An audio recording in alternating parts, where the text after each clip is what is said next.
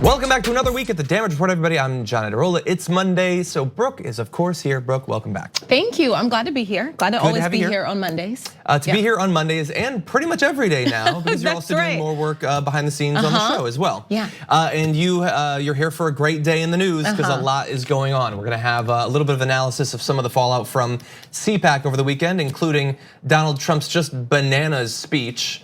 That's gonna be fun. We've got some interesting stats on Trump followers and his odds in the 2020 re-election bid that he is of course going to launch. Another launch, that is Bernie Sanders' campaign, 2 big speeches in Brooklyn and Chicago. We're gonna be breaking down some of that, some of what Bernie said, but also some of what some of the people who are introducing him, friends of the show, their speeches were kind of more exciting even. We're gonna be breaking down some of that as well. And also we've got 2 awesome in-studio guests. So in just a little bit, we're gonna be joined by Felonious Munk, who's going to be talking about his own personal experience with getting the vote back after spending time in prison and talking about the need to reform that nationwide. Later on in the show, author David Wallace-Wells is gonna be joining us to talk about his book, The Uninhabitable Earth, to talk about some of the potential risks that we face if we don't do what is necessary in regards to climate change. So big show, why don't we jump into it? Let's do it. CPAC is a place where the crazies go. I think that's what the first C is actually for. It's not just for conservatives, it is for it's for conservatives to go to try to get noticed. Say crazy, offensive things because that is the way that you stand out on the right now. Well, king on top of that pile of poo is Donald Trump himself, who went and supposedly had a speech and instead ad-libbed for over 2 hours, which is to his credit. It takes a particular sort of unexpected virility on his part to be able to speak for that long. But to speak in the way that he did, it takes a certain type of mania. And so we're gonna get into just a little bit of that. So first of all, as he's coming out, how does he introduce himself? This might look familiar if you've seen the intro to this show.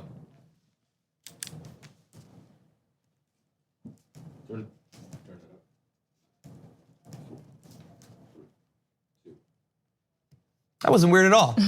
So the reason he did that is because the standards and expectations on the right are dropping precipitously. So it used to be you'd wear a flag lapel pin, or you would say, oh, God bless America, you'd say something. Now you literally just grope a flag. And I don't know what comes after that. I don't think any of us wants to know what comes after that, but that was the intro. To the longest speech, reportedly at least. It's still going. Actually, we're gonna have live updates. Yeah. Okay, why don't we get into some of the substance? Okay. So understand that we're gonna be jumping around. The reason is that he was jumping around. He would talk about Robert Mueller and then go to tariffs and then go to made up names and then go back to Robert Mueller. So first, here is his thoughts on one of his, remember, closest allies, Jeff Sessions, one of the first people to declare for him and to support him from the very beginning. This is how he talked about him. The Attorney General says, I'm gonna recuse myself. And I said, why the hell didn't he tell me that before I put him in? Okay, so obviously there's a lot of things that were considered sort of, you have to do these things and respect these things to be a serious Republican in the past. We just crossed another one off the list. You can literally just make fun of Southern accents. And all the Southerners are like, yeah, we sound stupid. I was gonna say, like, that's your strongest voting base there, bud. This is a group of people that pay to get slapped in the face. Also, just him, you brought up like him talking about a lot of people and kind of making fun of people, but he's just like neglected to point out that he appointed these people. These are products of your decision making. Yeah. And why didn't you tell me that you were gonna recuse yourself? One, you should have been able to see ahead to that just because of intelligence. 2, that's so weird to stand up there and admit that you want people in place who would protect you from this Russia investigation. That was a weird tell that maybe that's part of it you shouldn't have said. You can't talk about being mad at him for not protecting you. Yeah, so there's from something that you're saying nothing's gonna come of it anyway. Exactly, you would not need any protection if there was nothing to be protected against. Right. And there's a lot of stuff that if you were a fan of Trump and you were a critical thinker, you would have had many reasons over the past couple of years to be very worried about the weird lies and backtracks and conflicting accounts of what happened during the campaign, what has happened since the campaign. This one that's effectively an admission of guilt. So this guy, Jeff Sessions, hardcore, hard-right conservative, terrible on any number of different issues, the perfect guy to push his anti-civil rights, anti-legal drug use, anti all these things, criminal justice reform, all of that, all the bad things Jeff Sessions has done, all of that Trump would have been like, forget it, I don't need it. The only standard is whether you will protect me from this investigation that I swear I didn't do anything wrong. Right. How is that? Like, if you can slide by and not think that that's admission, I don't know what to say to you at this point. Right. But that's the way he talks about him. So he's a big fan of mocking his friends. So he talks about his friends on the phone with him. This is just a weird thing, but take a look at this. Mr. President, sir. Hashtag 25th Amendment, hashtag nuclear codes.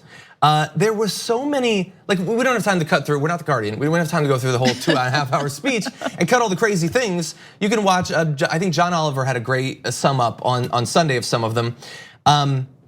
He's out of his mind. And any sort of expectation of respect or gravitas, the idea that if you're gonna be president, you should deserve the role, you should have earned the role, you should be the best of us, at least in some respects. 100% gone. All they want is the best right-wing troll. Someone who's going to make fun of things, doesn't matter if it's true, they don't care if it's true.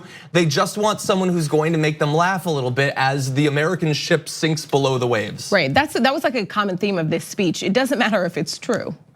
Because we talked about this weird phenomenon that people are, right-wingers are like grasping a hold of, this post-failed abortion baby murder, which, what? Yeah. And the racism when he started talking about immigrants, excuse me. It just, it's hard to watch, honestly. It's not funny, it's not cute. It's not funny to be like, oh, he's so crazy. It's disappointing, it's embarrassing, it's awful. It should be scary. Yeah. Because again, this guy, if he wanted to right now, unless something crazy happened that isn't in the codes in any way, but he could launch a nuclear weapon if he wants to. And he's up there hugging flags and the blatant lying, saying that undocumented immigrants that are released and told to come back for a court date, he said 3% show up. Depending on which program you're talking about, it's between 76% and more than 90%. So you go from what he says 3%, and everyone in that audience now will believe that to the end of their days. They can never be shaken from that belief. He was only off by 74 to 89% or so. And that's the president, and that's the level of lying. We're not gonna do all the fact checking that we could do. I'm so sick of it at this point, but just blatant disregard for the truth. So much irony. Also, the most anti-press president that at least I've ever seen went on this long rant about the need for free speech protections on college campuses, and it's like, whoa, that's confusing. Except, I mean, it's confusing from the point of view of a person who is relatively rational. From the point of view of a person in that crowd, just say on Twitter and on college campuses, they're mean to us and they will eat it up. You can get a book deal saying that, you can get a show on Fox Nation or whatever, just say that they're being unfair to you. So I wanna add, so we had the flag, grope it like a weirdo. So now the relationship with nationalism, patriotism, all that is sort of weirdly changed. Mocking Southern accents, totally cool, totally expected. Mock my accent, just make fun of me. Not me, I'm talking about his fans. I'm like now let's add, hold on, one more. Okay. He's talking about Dave Weigel. So Washington Post reporter, he says lied about the attendance at one of his crowds because there's literally nothing in this world he cares more about than the attendance at his crowds. He talked again about his inauguration crowd there. Said that he had lied about how many people were there, and it was some weird way he got around to that he was late to one. He said he got there too early and took a photo, but then later said he got there too late because he doesn't fly private. And the crowd just laughed. The idea that a reporter flies on commercial airlines is a punchline now. First of all, I don't know any reporter that flies around the country on private airlines, but the idea there is, I fly on private airlines and these peasants don't. And CPAC laughed. Again, what I would have said in the past was, they used to think that being an elitist was a bad thing. That's what the liberals were, the elitists. But now they've changed to, we want to be the elitists. But that's not true either. They still hold the elitists are bad thing and now make fun of people for not flying private. They maintain both of those things at the same time. Because nothing makes sense. No, nothing makes sense. They think simultaneously it's horrible if you're rich and thank God the richest guy is on our side.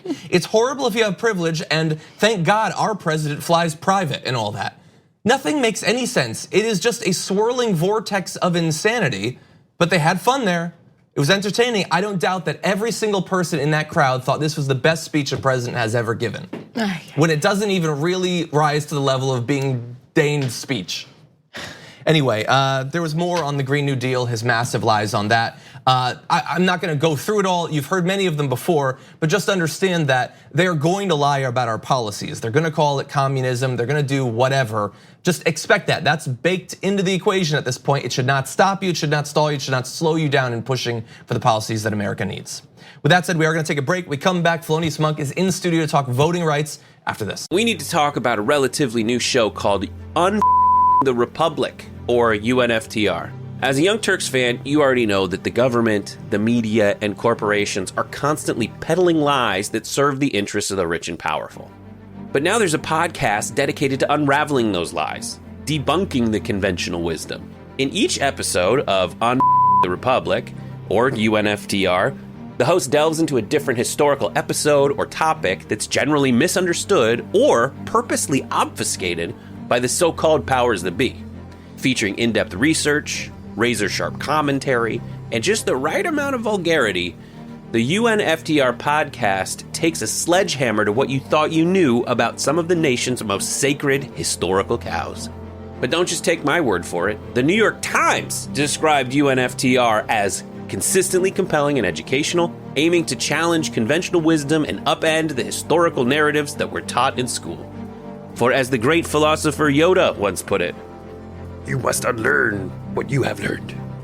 And that's true whether you're in Jedi training or you're uprooting and exposing all the propaganda and disinformation you've been fed over the course of your lifetime.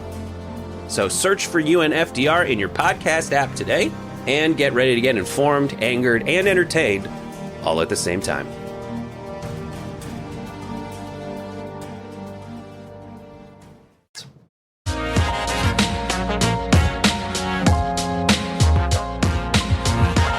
Last November's midterms, thankfully, the voters of Florida re-enfranchised over 1 million felons who had lost the ability to vote. But the situation is not thus solved. In many parts of the country, it is still either impossible to ever vote after spending time in prison, or the process of getting your rights back is needlessly complex.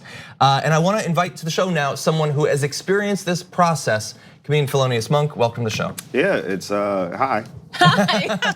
It's great to have you here. It's great to be here, and as I said off air, it's great to also be able to vote and make decisions that affect people. You guys be nice to me. Yeah, it's the idea that you can't ever vote just seems on its face ridiculous, right? Mm-hmm. Like how can a person who is being taxed and working and participating in every other part of this country not able to participate in determining who's going to govern it? But 13th Amendment, right? It's a lot of stuff that we need to unpack. And so shout out to AOC. It's good to have people now who are participating. It's great to see what's going on in Florida, and it's scary if you're a Republican in Florida to see this many people now enfranchised again. So Virginia, same thing. We're coming for you. And I'm the worst of the worst, so. Oh my goodness. Well, look, you talked about how scary it is for some in Florida. I mean, DeSantis seemed like he was going to try to stop this from going into effect, but thankfully there was a public outcry, and so he was stopped from doing that.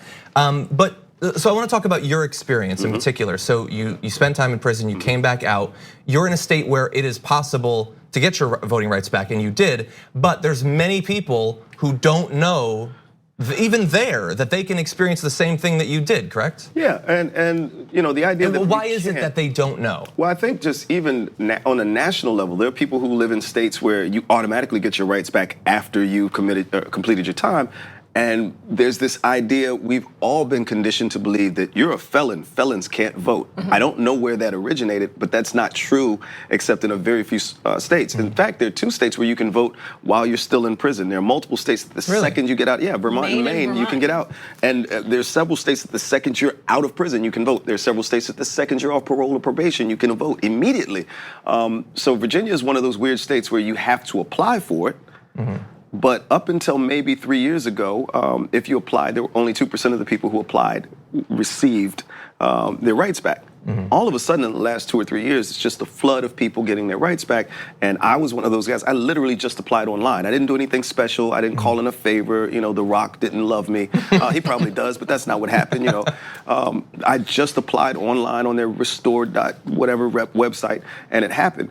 And you know, the second part to that is you can also apply to get like your gun rights back. Like, it's not just this one-stop thing. You can vote. You can get all of your rights back, but we are all conditioned to believe that felons can't. And it literally, I cried like a gangster baby, because I'm still a gangster. You know what I mean? But a gangster baby. Still have feelings. But that was powerful for you. It was absolutely powerful. It's been 20 plus years. I've been home 21 years.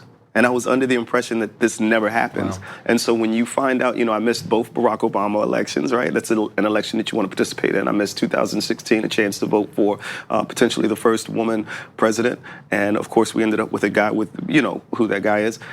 I've heard about him. We've heard. He's on the news occasionally. And so now I have an opportunity to help get that guy out of office. That's as important as anything I've done other than being a parent to two amazing kids. Love you, kids, really. If you see this online, I do care about you. You were talking about like people not knowing. You told a story about a friend, right? Who noticed your post. Tell that story. Yeah, so my friend Nathaniel is, he sent me a DM on Instagram, and he goes, hey, what's the website to check? What do I need to do? No, he didn't say to check. He said, what's the website? I need to start this process today. 30 minutes later, he sends me another message and goes, does this mean I have my rights back? And it said restored already. His rights had been restored in 2017. He didn't know that because none of us knew to check. And so that's how big just getting the information out there. This is huge. Just being here today, giving an opportunity to get all of your viewers who are out there watching, if you have a family member, have them check. Right. They may have their rights back, right? They may already be able to participate in what, you know, for a lot of people, it's like, oh, well, my voice doesn't matter. Well, part of the reason our voices don't matter is because so many of us have been disenfranchised who believe like others believe. Yeah. And if you give us the franchise back, yeah. You know, again, I think Florida goes from being, you know, reddish purple to clearly blue. You know, Virginia could go, again, another toss-up state goes from reddish purple to clearly blue. Yeah. You know, imagine a blue Kentucky, imagine a blue Texas. Imagine all of these states where people have been disenfranchised, all of a sudden enfranchised again. Yeah. What does that do to the future of our national elections going forward? So I'm out here I'm absolutely, you know, politicking for my guy every time. And I don't know if you could see this color, but that's the way I'm going. All the way down ticket, buddy. Feel how you feel. You see it? Feel how you feel. Feel how you feel. I can fight too, still. Nothing's changed. Don't ever think that just because I'm free, I eat for everybody. EA Sport, these are in the game, buddy. It's not what you want. I'm still a comedian at the end of the day. I noticed actually. So you were talking about some geography there. So in your piece, in essence, and when Brooke was doing some more research on this, we noticed that you talk about some places where you automatically get your rights back, in like Maine and Vermont. And then we noticed a sort of pattern to the places where it's really tough. And I'm not a historian, so I don't know why in the South. I don't know, it's so crazy. It's such a weird thing. It's very clear that places that have, you know, if not a black majority, a black plurality, where there are just tons and tons of black people and brown people who would affect state elections, right? Like if you've had 30 years of Republican governors and you realize you've also disenfranchised 800,000 voters and your votes are won by 120,000. Yeah.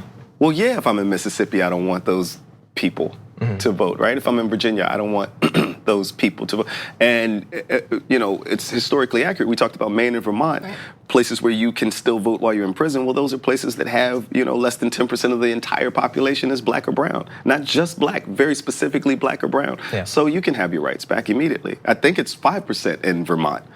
So yeah, I mean, if you get locked up, you can still vote because we don't want a white guy who owns property when he comes out of prison to not have his vote. Yeah. But you over there, you know, Jamal, you shouldn't vote. And so, yeah, if you go to Alabama, Mississippi, North Carolina, Virginia, Georgia, Florida, until very recently, yeah, you can't vote. Yeah. And it's not because you're a felon, it's because you're a black or brown felon. And again, you guys can't beat me up, so I can say what I want to say. Just whatever.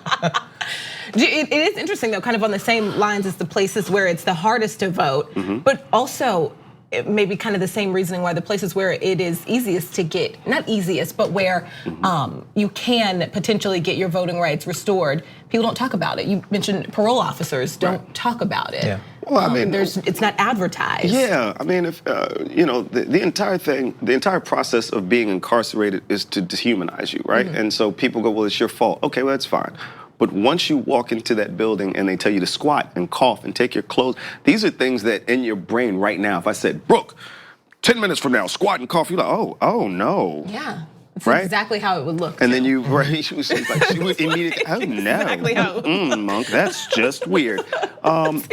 So imagine having your name taken away and being given a number, right? And then the very first thing they do is to say, take all your clothes off, turn around and expose the most vulnerable part of yourself, cough, and then from henceforth and forevermore, this is who you are to me. And this is our relationship. So, going forward, having a parole or probation officer who doesn't give you information that's gonna benefit you isn't weird. Yeah. That makes perfect sense because you're not a person. You are an inmate or an ex-felon or, Felonious Munk is a joke. It's a play on the idea that, this is where I came from, but it's also an acknowledgement of how a lot of people will see me no matter what I do. Again, been home 20 years. Still, the number of stories that are written about me that are based on what I did 20 plus years ago.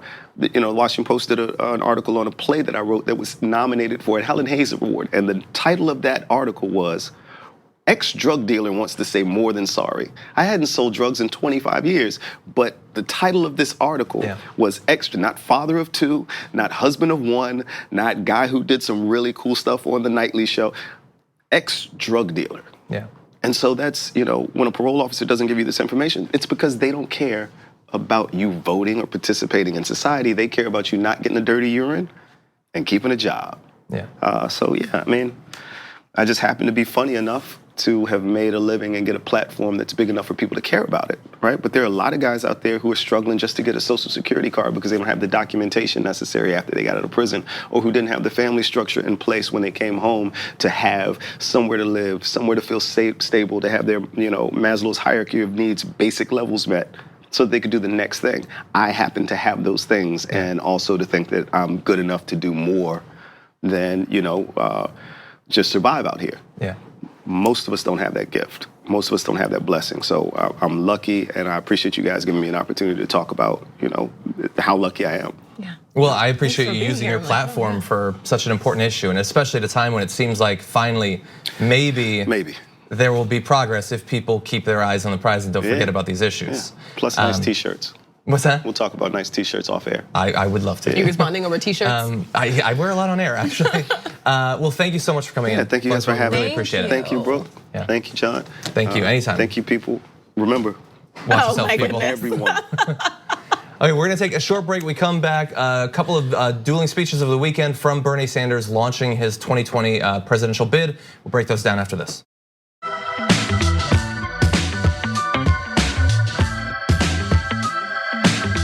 I want to delve once again, even just briefly, into the cult of Trump and the way that he maintains his vice grip on both his base and the media arm of the Republican Party in Fox News. So just a couple of scary statistics because I want you to start off the week horrified. So 40% of the country in a recent poll says that they want to see him reelected. Now that is lower than most other presidents at this point, other than Bill Clinton, who I think was at 38% at this same time. But that's 40%. I mean, how much more does he need to lock down to get reelected? So if you have any hopes that, we're just gonna slide through this thing, no big deal, and maybe big deal. Also, interesting stat, after the Michael Cohen testimony, after everything that we've learned over the past couple of years, Catherine Rampel tweeted out, NBC survey, 37% say they believe Trump has been honest and truthful when it comes to the Russia probe. That's the craziest thing I've ever read. I mean, look, not only do we know that he's lied about multiple aspects of it and then had to change his story or contradict himself, he continually every day lies about the very nature of the investigation itself, saying that it's illegal, that it's unconstitutional, that he's being investigated. That is simply an incorrect statement of fact right there. But people believe that in all of what he has said for 2 years about this investigation, he has never once lied about it. So again, vice grip on his base when it comes to this topic. So I'm sure they're gonna be very open-minded when the Mueller report comes out. If it does have something that looks bad for him, they're gonna absorb that and integrate it into their worldview. What's so fascinating is that he could actually tell the truth. And I don't think his base would be shaken at all. You mean if he said, yeah, it would be manipulated to, he did what he had to do, you know. Oh, 100%. So, I 100% agree, and it might, maybe we'll get to that point, we'll see. But I wanna go a little bit farther into this, into how Fox News has protected him since even before he was elected. So in the New Yorker, Jane Meyer had a write-up about a very interesting fact. So according to Meyer, as the 2016 presidential campaign was in its final stretch back in 2016, FoxNews.com reporter Diana Falzone had, quote, obtained proof about Trump's affair with Stormy Daniels and had confirmed it with Daniels' manager and former husband. She also had emails between Daniels' lawyer and Michael Cohen about the hush payment and non-disclosure agreement to keep Daniels from speaking out. But the story never came out in advance of the election. Editors kept punting on it, and former Fox executive Ken LaCourte reportedly told Falzone, quote, good reporting, kiddo, but Rupert wants Donald Trump to win, so just let it go. Referring to media mogul Rupert Murdoch, who created Fox News. So they had a gigantic story that could have damaged, in an incredibly close election, his chances of winning, and they said, no, we're not gonna do it. And remember, this is just like a week or two after Tucker Carlson was like, we've never been told what to say, what to report on, except when an election is up for grabs. That was so, not, I shouldn't say funny because it's horrible, but isn't that a conversation that you imagine happens all the time? Oh, about stories like that? Yeah, just in there. Fox News. Yes, right. Oh, 100%. Yeah. I mean, look, it's projection, Tucker Carlson saying that they're not told what to say. I've never seen talking points disseminate more quickly than through the hosts on Fox News. Right. They talk about issues in the exact same way, they push the exact same stories. They're not twins, like somewhere it's coming from, and I would say it's from the top. Another thing though, and this is just kind of funny, the ridiculous symbiotic relationship that Donald Trump has with hosts on Fox News. So sources that know him and worked with him for literally years say he wakes up to watch Fox and Friends because he literally sees them as his friends. This is a guy who doesn't really have friends outside of that.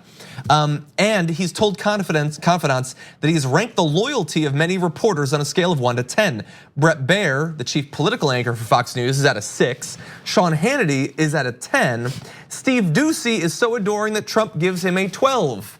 A sort of rating that only Dog Rates does on Twitter as a joke.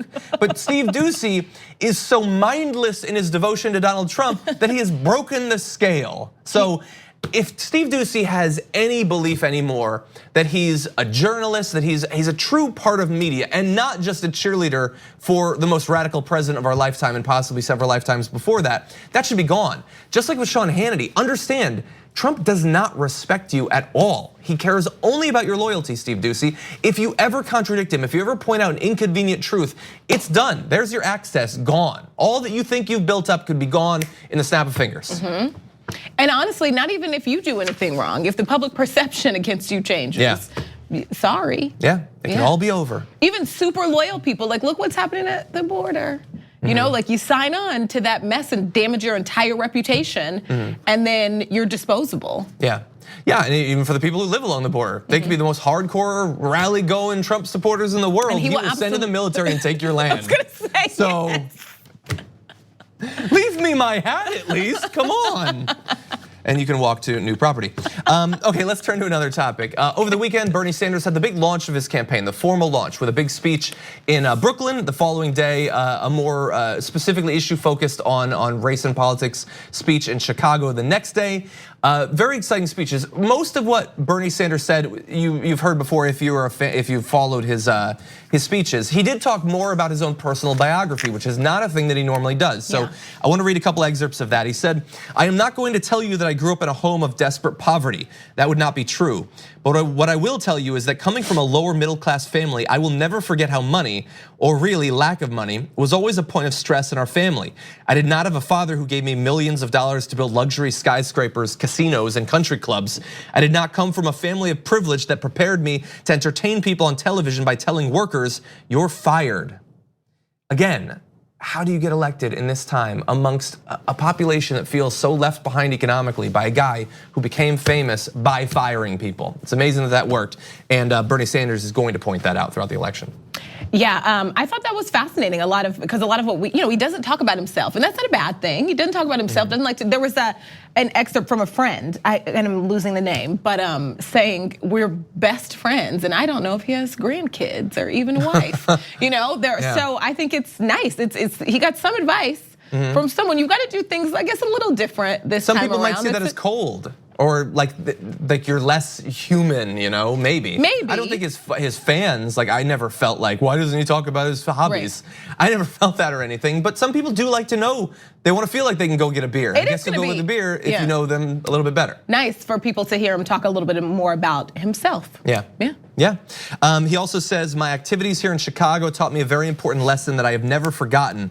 And that is that whether it is the struggle against corporate greed or against racism, sexism, homophobia, environmental devastation, or war and militarism, real change never takes place from top on down. It always takes place from the bottom on up. So that, of course, is the core sort of message of his campaign and of his campaign back in 2016. I also want to say, if you haven't caught some of the speeches, not of Bernie Sanders, but of 3 people who introduced him. So Ro Khanna, Sean King, and Nina Turner had great speeches. I wasn't watching live when it was happening, but I knew when Nina Turner started talking because Twitter blew up over Nina Turner. She's great, one of my favorite people to have on the show. She's awesome. And honestly, as she was doing that speech, I was thinking, I love Bernie, but why isn't Nina running as well? She was getting everybody fired up. Anyway, very exciting times. There'll be more to come. I wish we could go more in depth, but we do have to move on. We're gonna take a short break. We come back, author David Wallace-Wells is gonna be in studio to talk about his book, The Uninhabitable Earth, and the future of what might happen if we don't deal with climate change after this.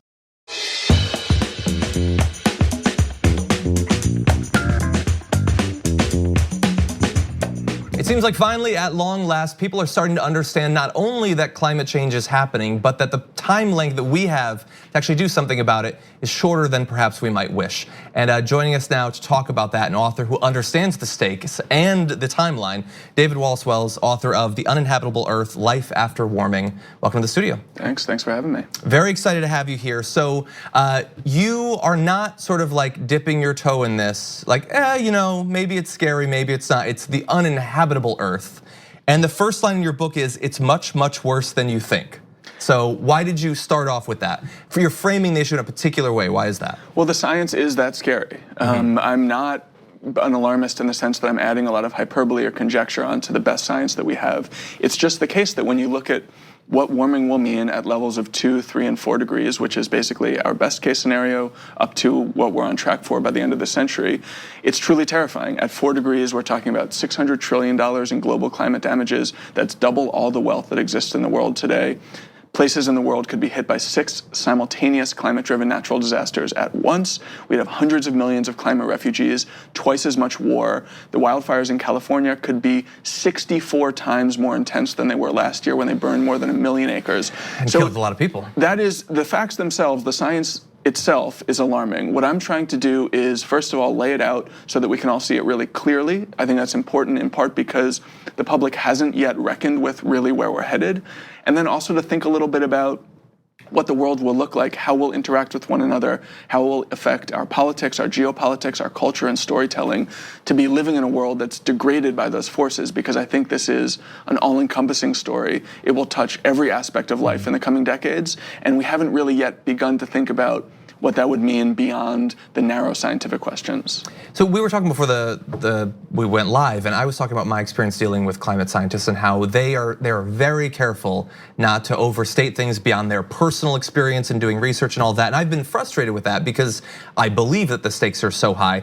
Some might respond to your book saying that you're being an alarmist, but it appears that you're not stepping 1 inch past where the science is at, but a lot of the scientists are only talking like a mile behind where the science is at, and at the same time are being attacked as being part of some sort of global paid conspiracy to convince people that we need to get rid of cows or something. Yeah. Do you think that with people paying more attention to this, more extreme weather events driving news coverage of it, do you think that the attempt to derail conversation about these issues as just calling them extremists, or they're exaggerating how much we need to do and how short we need to do it, do you think that that's likely to work, or do you think that people are becoming more savvy? My sense is that the politics is moving really quickly, and there's much more concern about climate than there was just a few years ago. So the polls say that 73% of Americans believe climate change is real and happening now. 70% of us are concerned about it. Those numbers are up 15% since 2015. They're up 8% since March, which is really fast. Wow. And by any political science measure, it's rapid. But by the standard of the timeline of action that we have, it's actually quite slow. We need that movement even faster and much more dramatic movement to really change our politics and our policy. Yeah. That's really where I think we need to be focused. There's a lot of talk about lifestyle choices and what you eat, how you travel, that kind of thing. People who want to act that way and reduce their carbon footprint should. But to me, the scale of the challenge is so large, it can only be addressed through policy. And we need to really transform our politics, not just in the US, which is only 15% of global emissions, but globally, in order to introduce policy that has a chance of really averting these worst case outcomes. Yeah. So you've been talking about some of what might happen, some of the downsides if climate change happens, but let's talk about some of the upsides to doing something about it. So in your book, you do get into sort of the positive economic argument for actually caring and doing something. So what does that look like? Yeah, up until just a few years ago, there was a kind of economic conventional wisdom that held that action on climate would be very expensive. It would mean a huge upfront investment, and it would also mean foregoing some amount of economic growth. I think that's one main reason we've had such slow action on climate over the last few decades. And we've basically had no action. I mean, our emissions are still growing. We've known this problem for a long time. In fact, half of all the emissions we've put into the atmosphere in the entire history of humanity have come in the last 30 years, since Al Gore published his first book on warming, since the UN established the IPCC. So the knowledge about climate change has not actually directed us to take action on it. I think that has been in part because of this conventional wisdom from economists that said that it would be too expensive. But that's all really changed just in the last few years. In part, sadly, because we now understand how much more expensive the impacts of climate change will be than we appreciated before. But comparing that to the cost of action, it's now clear that fast action will add an enormous amount of wealth compared to slow action. There was a big study just last year that said that we could add $26 trillion to the global economy by just 2030 through rapid decarbonization. That's a lot of money, very fast. I don't think it's yet really percolated up into the minds of our policymakers, but I think it will happen soon because it is the new economic conventional wisdom. And when it does, I think that our policy will really start to change quite quickly. Again, the question is whether it'll be quickly enough, whether the action it inspires will be dramatic enough, because the UN says we need to halve our global emissions by 2030 to avert a catastrophic level of warming. We think about this in terms of energy. Energy is the easiest part of it. There's also infrastructure, agriculture, transportation, industry. All of these sectors have to be completely rebuilt, and 12 years is just not a lot of time to do that. In fact, I think it's practically impossible. Yeah. Wow, okay, scary again. That was supposed to be the positive part. Well, it's important to keep in mind that no matter how bad it gets, the climate will still be within our control. So when we talk about these really horrifying climate impacts, even the ones that are just a few decades away, for instance, that the biggest cities in the Middle East will become unlivably hot by 2050, creating tens of millions of climate refugees. That will only happen if we act poorly now. Yeah. It is not set in stone. It's not the result of something that happened a generation ago or 2 generations ago. And even if we get to a quite hellish level of warming, it will still be the case that how much carbon we put into the atmosphere at that point will determine the future climate of the decade ahead and how much climate suffering there will be then. We will be able to avert climate suffering if we choose to not emit more carbon. And that, I think, is really important to remember. However horrified you may be by climate change, the scale of those horrors is really a reminder that we retain almost total control over the climate system. And if we bring these horrors into being, it will be because we have effectively chosen to do so. Yeah, and I heard, I think it was on Howard Schultz's CNN panel that he did. He said they want to renovate X number of buildings. You can't do that in 5 years, as if doing 90% of that or 70% of that isn't better than doing 0% of it. It's this weird absolutist way of thinking. But I am curious though, in terms of national conversations about policy, I am very excited that the Green New Deal has started people talking week after week after week about these issues. Do you think that the way that that's playing out so far over the past couple of months, does that give you hope that we're more likely to do something? Absolutely. I mean, I mentioned the polling numbers before. I think that political activism is just as dramatic and exciting, not just in the US. You've got Greta Thunberg and this climate strike in Europe, Extinction Rebellion in the UK, Sunrise here, and the way it's led to the Green New Deal is completely amazing. I mean, even 5 years ago, certainly 10 years ago, the Democratic Party considered cap and trade too ambitious a climate policy. And now we're dealing with this proposal, which is still preliminary. There are huge questions about exactly how it would roll out and what it would mean. It's really just a statement of principles rather than true legislation. But still, you have all of the major Democratic presidential candidates signing on to it. That's a huge change in the party's commitment to this issue. In just a few years. Just a couple years, which is incredible and exhilarating. And I think the most exciting thing about that that piece of legislation is that it really does put the science first. It doesn't define what is politically possible as the goal. It takes what the UN's Science Committee says is necessary and then builds backward from there to try to find a politics that can fulfill those demands. That's a complete reversal of how American politics on climate used to work, and that's probably the most exciting part to me, that we're putting science first and taking our direction from the scientists. Yeah, it's a novel approach that I would define as how government should function in literally every case. Absolutely. But doesn't, as you point out. David, thank you so much for joining us. The book is The Uninhabitable Earth, Life After Warming. Very exciting stuff. Thank you for taking the threat seriously and delving into so many different aspects of this, from, as we've talked about, the economy and all that, but you get into the military, you get into a lot of different topics. So thank you for that. Appreciate it. Great to have you in. We're gonna take a short break, everybody. When we come back, one more topic to get to. We'll be back in just a few.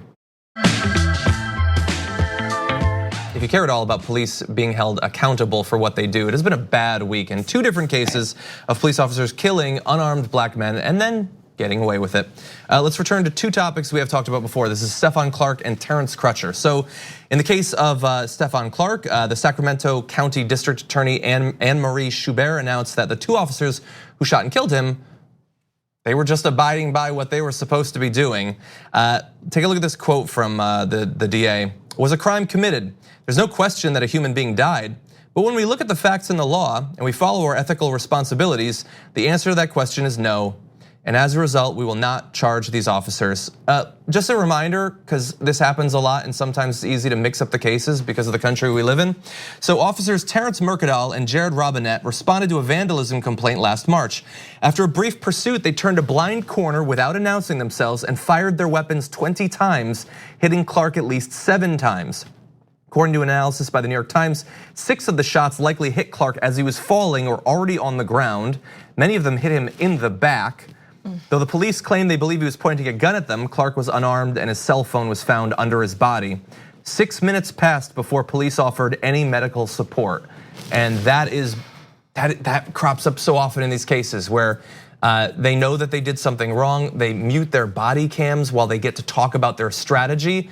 And then a person is there, maybe could be saved, maybe doesn't have to die, but the police don't want to get involved at that point. Right. That is something that we see all too often. Right, so instead they yell, hands up, put your hands, like, and the person is dying. Yeah. That happens so often. This is, what's frustrating, I think, for a lot of people, and not even that, I don't even think people have faith in the further part of the justice system, that these people will actually, the jury will find these officers guilty, but just the fact that these cases don't even make it to a courtroom, I think is really frustrating. It's not even worth looking into. Right.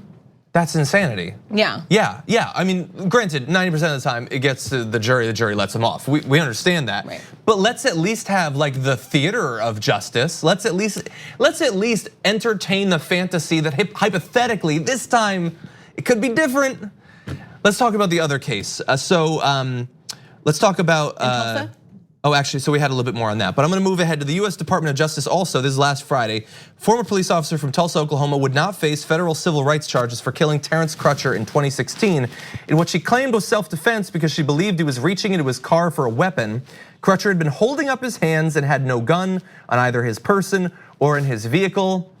And those who say that he couldn't have been reaching for a weapon because his hands were in the air, their argument was bolstered by the fact that the entire thing took place on video. Right, there was like helicopter footage, very clear. Exactly. Footage that he wasn't at all reaching into the car. And also, she already escaped, state charges. She did go to trial for this. And it was like manslaughter charges or something exactly, like that. In the family, yeah. And then I think she's still a police officer. Yeah, I don't know, like we've covered so many of these cases. I don't know what you have to do to accidentally fall afoul of the law when you do something like this. Because how many of these have taken place totally on video? Every second of it. In Chicago with Laquan McDonald, you have to wait like a year and a half to find out anything, even though all of it is there. 100% clear, you can watch it in video. It is incredibly frustrating sometimes to see not just the glacial pace of reform in this area, but under people like under Trump and under his Department of Justice, the actual backtracking of reforms in these areas. Incredibly disheartening. I apologize for leaving on such a somber note, but this is America and this is the Damage Report. So we're gonna take a day's break, actually. We'll see you tomorrow. Lots more to get to, so buckle up.